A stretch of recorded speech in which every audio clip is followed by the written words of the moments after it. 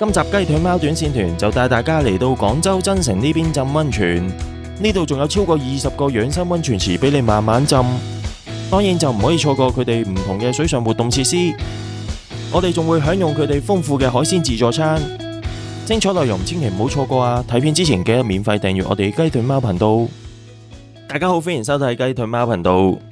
今集我哋會參加食玩假期一個純玩2天團嘅，就係去廣州5星級酒店增城合匯溫泉度假酒店。呢個酒店呢，有得游水、玩水上活動同埋浸溫泉嘅。咁呢個團最大嘅賣點就係每間房都係獨立溫泉泡池露台房嚟嘅。咁如果6人報名入住3間大床房嘅話呢，就可以免費升級一棟3房1廳嘅別墅啊！仲會每名團友送一隻琵琶鴨添噶。咁我哋睇翻食玩假期嘅宣傳單張都有寫到呢2日嘅行程安排嘅。咁單張上面都有寫到呢個團嘅團費嘅。如果大家喺星期日到星期4出發呢，個收費成人係599蚊。如果星期5或者星期6出發呢，係有唔同嘅，分別係639蚊同埋759蚊。咁當然呢個費用呢，仲未包含導遊嘅服務費。出發前1日食玩假期就會發 WhatsApp 俾我哋，提醒我哋團友一啲出團嘅注意事項，例如導遊嘅名、佢個聯絡電話、旗仔 number、集合地點同埋時間嘅。咁導遊嘅聯絡方法好緊要㗎，有任何問題呢，可以直接聯絡佢啊嘛。出發當日早上9點鐘，我就嚟咗羅湖口岸度集合。咁食玩假期嘅集合位置呢，就喺口岸燒味茶餐廳門外邊嘅，所以我都好快揾到導遊報到。我哋今次跟食玩假期呢個團呢，係19號旗仔，導遊點好名之後就帶我哋行去旅遊巴嘅停泊處。好快呢，我哋就上到旅遊巴呢度啦。旅遊巴司機都好好落車呢，幫我哋擺好啲行李咁我哋就可以安心上旅遊巴啦。咁我哋跟團出嚟玩記得認住自己個團號同埋旅遊巴個車牌 number 以免上錯車啊嘛。如果大家選擇喺深圳灣口岸出發，就要10點鐘去到揾導遊報到。咁因為依家7月8月都係雨季嘅關係所以經常都會落雨我哋擔遮嘅時候都要慢慢行真係唔急得噶，最緊要小心地滑。其實大家得到嚟玩呢，拍多啲手掌對在座咁多位，身體好有好處。我唔知大家平時有冇睇一睇我哋國內呢邊啲中央嗰啲綜藝節目，可以睇睇。我記得嘅話咧係 CCTV5，佢呢一欄綜藝節目咧係專門講保健嘅。係啊，上面有個姓陳嘅教授咧，經常喺度講，個人嘅手咧有好多穴位，你拍得手掌越多，拍得手掌越響咧，人都會長命啲。真係拍一下手掌平均多3秒嘅壽命。所以喺中國內地咧有句俗語咁樣講嘅，掌聲一響就黃金萬兩，係咪啊各位？掌聲再響，一世都有福享啊！係啦，咁大家講金獎、銀獎、天人獎，拍多幾次手掌嘅屋企個細路仔都係明日個董事長嘅。係咁我喺度而家係代表我哋公司食玩假期，咁我歡迎大家參加我哋呢個旅行社。咁去邊度呢？增城合匯溫泉2日，係咪咁多位？導遊呢講到咁上下嘅時候就向我哋每名團友派發1支飲用水嘅。呢排天氣咁熱飲多啲水呢對身體都有好處嘅。早上11點零鐘，我哋就嚟到位於東莞虎門一間餐廳，叫做德食軒嗰度食午飯。餐廳職員就先嚟咗呢煲冬瓜骨腩湯，跟住呢就係蔥油果園雞。呢隻果園雞見到個面呢都好多蔥油嘅。紫蘇豆角茄子，跟住係碧綠炒魚片。碧綠嘅意思呢即係炒西芹。仲有呢個擺盤幾靚嘅菠蘿咕嚕肉，同埋一樣都係擺得好靚嘅椒鹽明蝦。團餐唔少得嘅蒸魚豉汁蒸頭尾，仲有呢款黑豆腐叫做德食養生豆腐，同埋果皮蒸雙丸，仲有上湯浸時蔬。點心方面就有呢款五穀雜豆糕，最後水果方面就有西瓜食嘅。咁餐廳職員都會現場兜售我哋買呢碗雙皮奶食嘅，價錢就係10蚊雞，味道方面呢就一般般啦。餐廳現場呢度都有賣唔同嘅雜貨乾貨咁樣嘅喎，咁啲團友呢都有喺度買咗少少嘅。食飽飯之後，我哋上返旅遊巴出發去酒店啦。我哋酒店咧就響增城嘅，咁叫做客匯溫泉。咁由東莞食完飯翻到酒店要幾耐車程咧？1個半鐘左右。即係預計今日翻到酒店，你預計係2點半鐘左右呢個時間，好嘛？翻到酒店，咁翻到酒店之後安排大家入住咗。我哋今日仲有個下午茶個酒店，大家知唔知啊？大概係3點鐘左右啦，好嘛？一早啲食啊！如果係太晏食咧，我驚你哋食今晚嘅自助晚餐食唔到啊，好冇？反正安排大家翻到酒店辦理完呢個入住手續，然之後你翻到房擺低行李，檢查下啲房有冇咩甩漏，冇問題嘅，直接咧就上翻嚟7樓食個下午茶。咁食完下午茶咧，我哋跟住咧就剩低到自助晚餐呢一段時間咧，你哋就自由活動，好嘛？中意入去嗰個溫泉區游水嘅游水，浸溫泉嘅浸溫泉，玩嗰啲入邊內部嗰啲水上項目就水上項目，好嘛？因為我哋入邊有8選1個項目噶嘛，係嘛？你哋自己自由去安排嗰個時間嚇。反正咧，你食飯之前就隨便安排。咁跟住應該6點零鐘咧，我哋就食自助晚餐噶啦。咁樣都係喺酒店嗰度食嘅。邊度食我到時再同你講，咪瞓醒之後你又唔記得㗎。翻酒店我會同大家講酒店有咩溫泉嘅開放時間啊，喺邊個位置啊，然後酒店嘅自助早晚啊，我會同大家講清楚。翻酒店我會同大家交代㗎啦。OK。咁我哋由東莞虎門搭到去廣州增城個車程都有啲長啊，所以喺車度最好嘅節目就係瞓下覺。下晝1點50分，司機呢就車我哋團友嚟到河洞服務區。嚟到呢個服務區都係主要俾我哋去下洗手間，呢度呢都有便利店俾我哋行下嘅，仲有2間嘅小食店。晚上咧出到嚟咧，好似呢啲咁樣，周邊乜都冇，屋都冇嘅，得幾棵樹嘅話咧，佢嗰個真係叫夜深人靜啊！路邊冇燈㗎嚇，所以咧你哋只可以真係嗌嘢食嘅，只可以嗌外賣美團可以嗌得到外賣嘅睇下你自己身邊啲朋友有冇外賣嚇。但係外賣嘅話咧，佢嗰個時間咧，基本上10點零鐘之後咧就冇咩嘢俾你嗌㗎啦，所以講你嗌咩到你早少少。咁啦，當然啦，你話有冇啲嘢飲啊？有嘅，佢酒店嗰度有間便利店嘅，即係簡單嗰啲嘢咧，佢都可以買得到，好嘛？你哋自己睇一睇嚇。OK。下晝2點半鐘，我哋終於嚟到廣州合匯溫泉度假酒店。成間酒店呢係擁有209間唔同風格同埋景觀嘅精緻客房，而且每間房佢哋都保證有獨立嘅溫泉泡池㗎。聽好多嘅評價都話呢度呢好適合你嚟廣州休閒旅遊或者係親子度假嘅一個好好嘅酒店嚟㗎。咁陣間就睇下呢間酒店有咩特色啦。導遊風仔呢就喺酒店大堂度辦理入住手續。咁呢個時間呢，我哋喺酒店大堂度等候嘅。大約等10分鐘左右啦，就可以拎到房卡噶啦。拎房卡嘅同時亦都會送一張威士忌券同埋一張入住嘅注意事項啊。酒店嘅房卡呢，其實係一條手帶嚟嘅。咁呢條手帶都好緊要嘅，除咗係開我哋房門之外亦都係入去溫泉泳池必須要有嘅一個通行證啊。酒店大堂呢度都有指示牌，話俾我哋知唔同嘅設施客房嘅位置喺邊個方向嘅。我哋先擺低行李喺酒店大堂之後就上去7樓享用酒店嘅自助下午茶。咁呢度嘅下午茶就冇特別限大家嘅時間所以大家可以喺度慢慢揩個 tea 嘅。呢度下午茶有啲乜嘢選擇呢？首先會見到有咖啡機、橙汁，仲有生果嘅，有哈密瓜同埋西瓜。冬季入邊呢，有幾款唔同味道嘅蛋糕。仲有唔同嘅西餅、麵包、糕點等等嘅。咁呢邊仲有麥樂雞同埋薯條食㗎噃。咁我哋下午茶就唔攞太多，食少少，然後就返去酒店房參觀下啦。下晝3點半鐘，我哋就拎埋行李返到酒店房順便就參觀下酒店房有啲乜嘢設備啦。我哋入到嚟酒店房會先見到佢哋衣櫃嘅，個收納量都好充足嘅。下邊呢會見到有拖鞋。有膠拖鞋同埋房間用嘅拖鞋嘅，仲有個電子體重磅俾你磅下重啦。房間裏邊仲有個小型保險箱俾你擺啲貴重物品嘅。Bar table 呢邊有熱水壺、茶杯同埋有農夫山泉嘅飲用水嘅，亦都有提供茶包同埋咖啡粉嘅。呢邊呢就係洗手盆啦，咁係用咗雲石嘅台面，亦都有個圓形設計嘅鏡。咁洗手盆呢度呢都擺放咗唔同嘅清潔用品嘅，有漱口用嘅杯啦，亦都有毛巾、浴巾同埋一啲即棄嘅清潔用品，例如牙刷、牙膏、梳，仲有喺酒店比較少見到嘅清涼油啊。因為酒店嘅位置啊係近山區嘅關係啊，所以比較多蚊蟲嘅。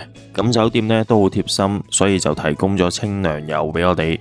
而綠色呢包呢，就係洗衣液，俾我哋喺房間裏邊啊清洗我哋嘅泳衣、泳褲，甚至係泳帽嘅。仲有基本嘅風筒，酒店房都有提供嘅。呢邊呢，就係淋浴間啦，咁有雨淋式嘅花灑，亦都有手持式嘅花灑嘅。側邊呢，就係礦物質嘅洗頭水、沐浴露、護髮素。淋浴間隔籬就係洗手間，跟住我哋就睇下房間嘅寢區。我哋今次就揀咗雙床房嘅，所以見到係兩張單人床，個衛生情況都幾好，張床都好乾淨嘅。房裏邊嘅電視機就係咁啦。好多團友都關心啊，睇唔睇到香港無線電視台嘅？答案係可以睇到嘅，用遙控器揀44號台就係翡翠台啦。床頭櫃嘅位置啊，有電視遙控器同埋手機嘅充電線，可以俾大家插下電嘅。房間呢度啊，亦都有部電話啊，方便你啊同酒店職員聯絡，又或者同其他房間嘅朋友傾下偈。咁床頭櫃上面呢都有唔同嘅燈掣，咁佢哋房間呢都有提供3腳插頭同埋 USB 插頭嘅。間房裏邊啊，仲有張圓形嘅雲石台同埋燈，俾我哋坐低食嘢用。我最欣賞就係房裏邊嘅窗簾啊，係電動開關嘅，喺張床撳個掣就可以開閂，非常之方便啊！最後就講下房裏邊嘅露台啦。酒店每一間房啊都有呢個露台嘅。咁頭先都講過啦，佢哋每一間房呢都保證啊有呢個獨立溫泉泡池嘅，用起上嚟都唔困難嘅，冷熱水可以自己調校。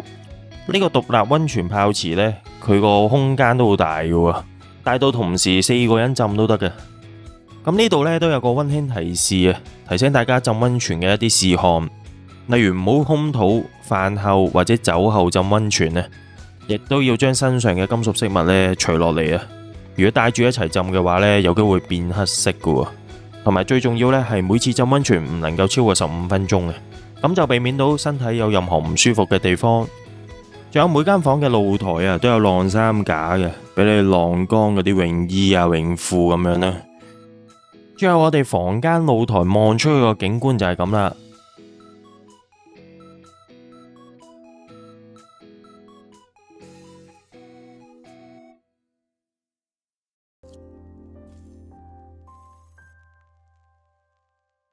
我哋睇完酒店房，擺好行李安頓好之後，就過咗嚟酒店呢一度啊，玩下水上活動嘅。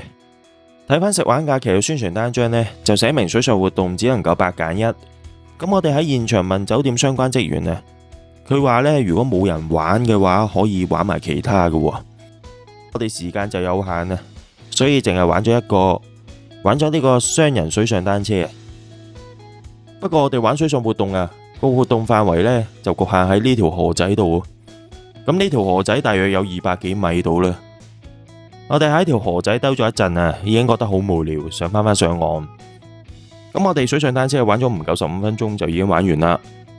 之後我哋就去佢哋嘅游泳池啊，玩下水啦。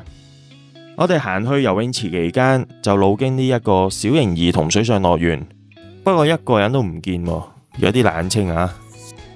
咁啊行到嚟游泳池呢，就兩個世界啦。游泳池呢邊呢，就好多人啊，大人小朋友啊都集中晒喺度。我依家身處嘅位置就係兒童游泳池，佢嘅面積呢有230平方米嘅。兒童游泳池呢度呢，有部機啊係咁出泡泡啊，小朋友呢都玩得好開心嘅。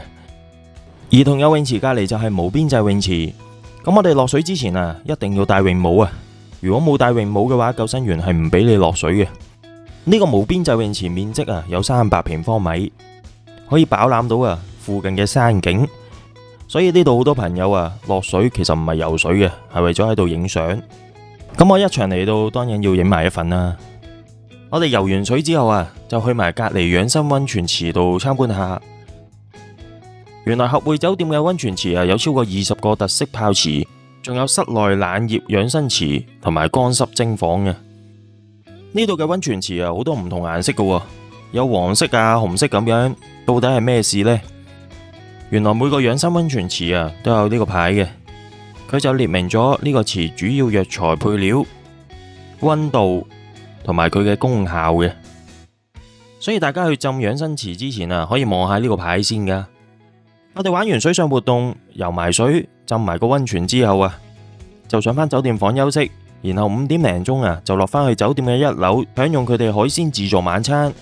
下晝5點半前，我哋就落到酒店1樓水月全日餐廳，就排隊入去食自助晚餐。嗱，呢個收費表呢，其實唔關我哋事嘅，純粹俾大家參考下。呢間餐廳環境都好闊落，而且用餐區嘅用餐位置都唔少嘅，有超過160個位俾人用餐嘅。咁我哋入到嚟門口位置啊，會見到佢哋海鮮冷盤區，咁有唔同嘅海鮮擺晒喺度嘅，有羅氏蝦、元貝、青口、花螺，呢邊就有甜蝦、八爪魚仔同埋花甲。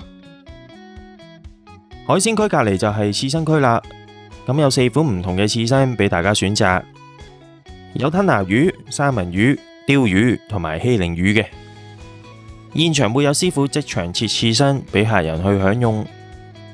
呢邊我哋會見到有 cold cut、cheese， 仲有啲涼拌嘅小菜。隔籬呢艘船呢係壽司嚟嘅，有唔同款式嘅壽司擺咗喺度。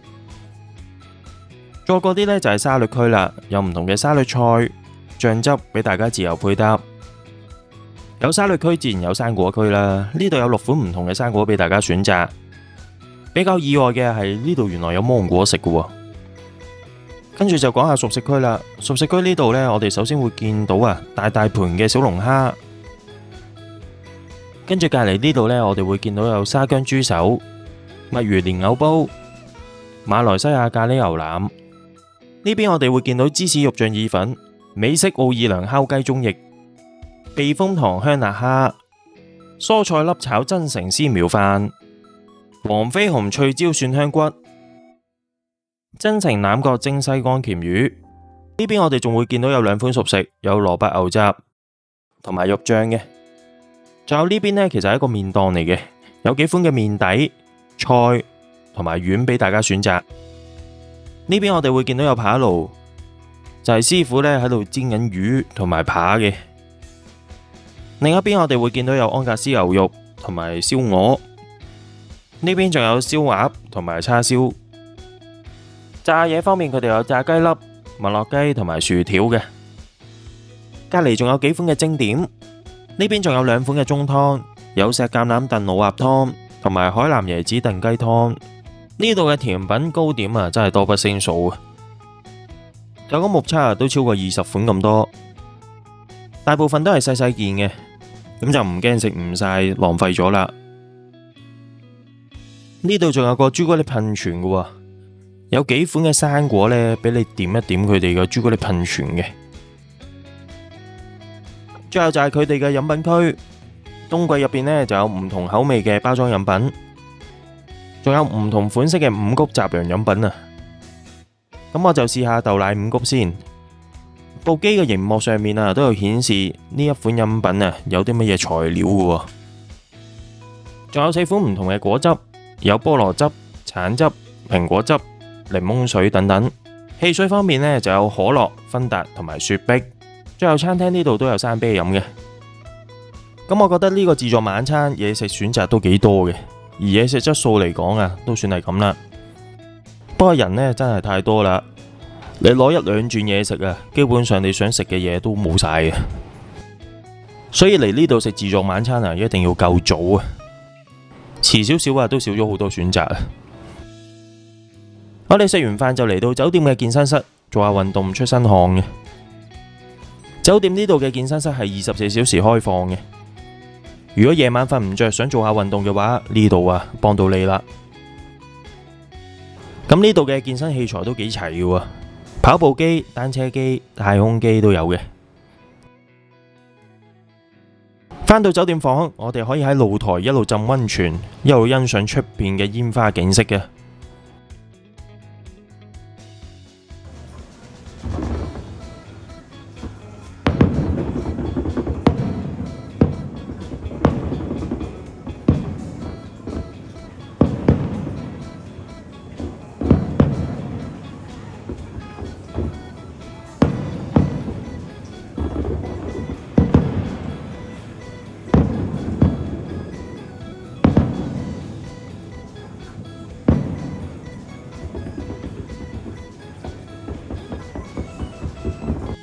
去到第二朝，我未夠7點就起咗身啦。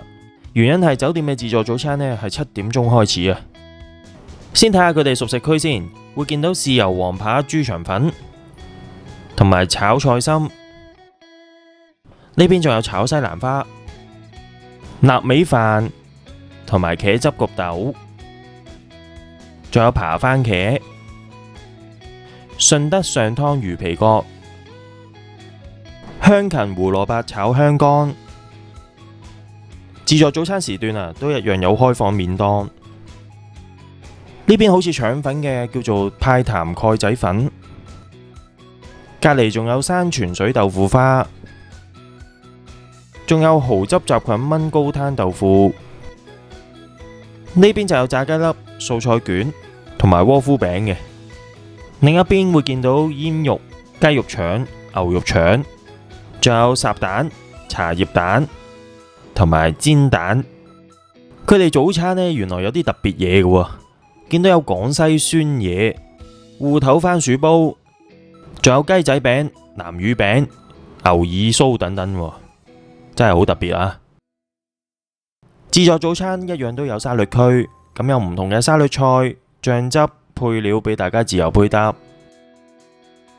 自助餐比較少見到嘅日式冷麵，呢度都有得食噶。中意食粥嘅朋友有福啦，呢度有4款唔同嘅粥俾大家揀嘅，有白粥、小米粥、麥片粥同埋豬雜粥噶。佢哋仲有一大盤嘅蒸番薯、蒸薯仔，仲有唔同嘅蒸嘢俾大家揀。自助早餐嘅麵包、西餅嘅選擇都唔少嘅。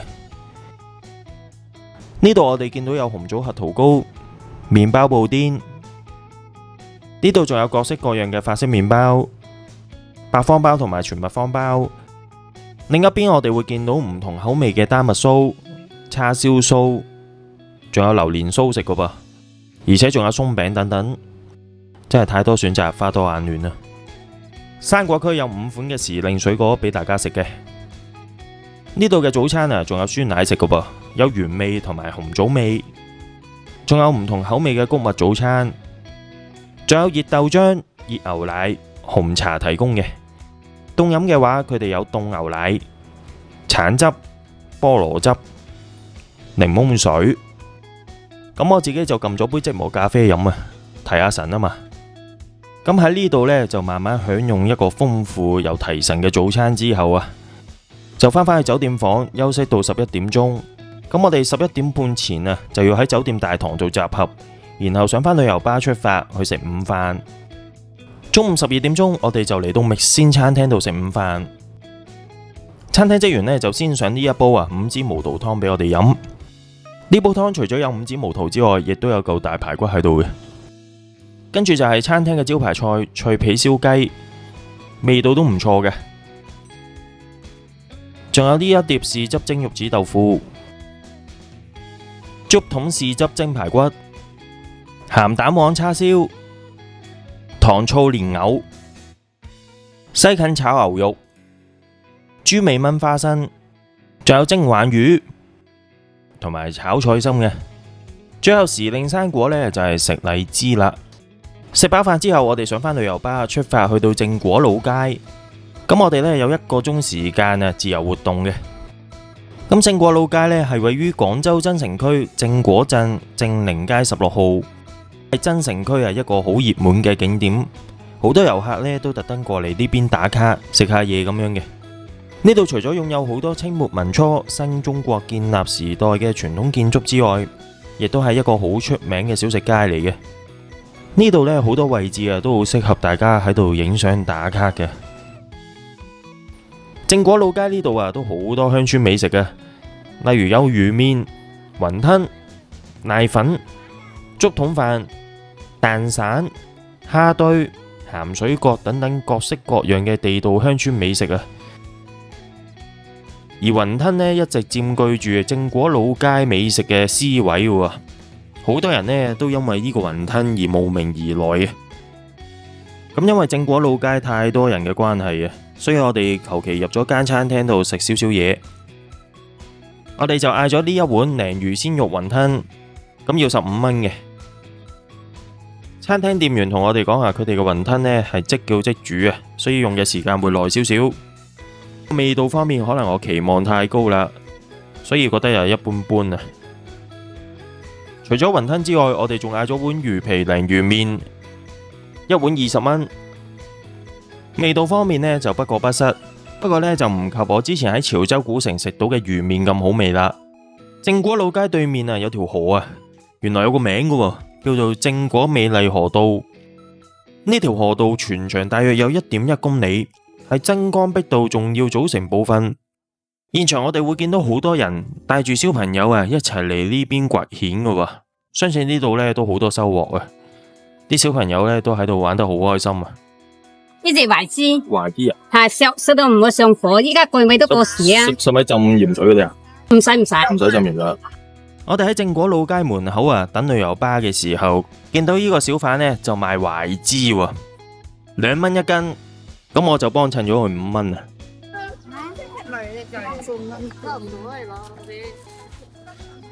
有啲咩？啲黃枝嚟噶，唔係啱啱吓。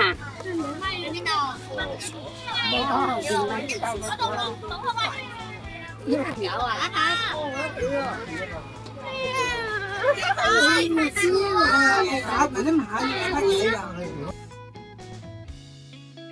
懷枝甜甜酸酸，食唔會上火。唔上火啊？唔上火。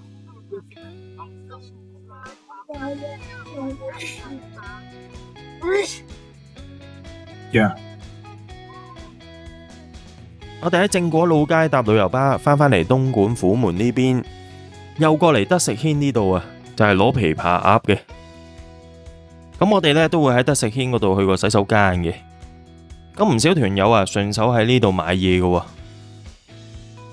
呢度好多嘅乾貨涼果都有賣嘅。見佢大部分產品啊都有標明價錢。咁價錢我就唔知平定貴啦，但係見咁多人買嘅話，相信都好抵嘅。導遊就趁呢個時間派埋琵琶鴨俾我哋。琵琶鴨呢就已經燒好咗噶啦，所以呢，你見佢有個錫紙包住嘅。我哋打開錫紙包裝望下隻琵琶鴨先。琵琶鴨就係咁啦，唔算話好大隻。咁我哋拎到返香港啊，就成為我哋嗰晚嘅晚餐啦。咁我哋拎完琵琶鴨就上返車，經深中通道啊，返返去深圳灣口岸。晚上6點鐘左右，旅遊巴就嚟到深圳灣口岸。咁我哋就拎齊行李解散啦，然後就經深圳灣口岸返返香港。最後就想講下今次旅行團嘅費用，每人嘅團費如果星期日到星期四出發係599蚊，而每日嘅導遊服務費係80蚊，所以2日加埋呢係160蚊。團費加導遊費，總共嘅費用係759蚊。最後大家報團嘅時候，旅行社可能會徵收你嘅保險費，但係呢樣嘢就唔係強制要加嘅，就根據翻你自己個人情況去決定啦。如果你係一個人報名，或者你想一個人住酒店房嘅話，你就需要補房差費用噶啦。而房差費用係幾多，你可以向旅行社嗰邊查詢。多謝大家嘅收睇啊！如果中意我哋嘅影片，記得訂閱我哋嘅頻道，分享影片同埋讚好啊！如果對我哋嘅頻道有任何意見，歡迎大家喺留言區留言嘅。我哋下一集再見啦，拜拜。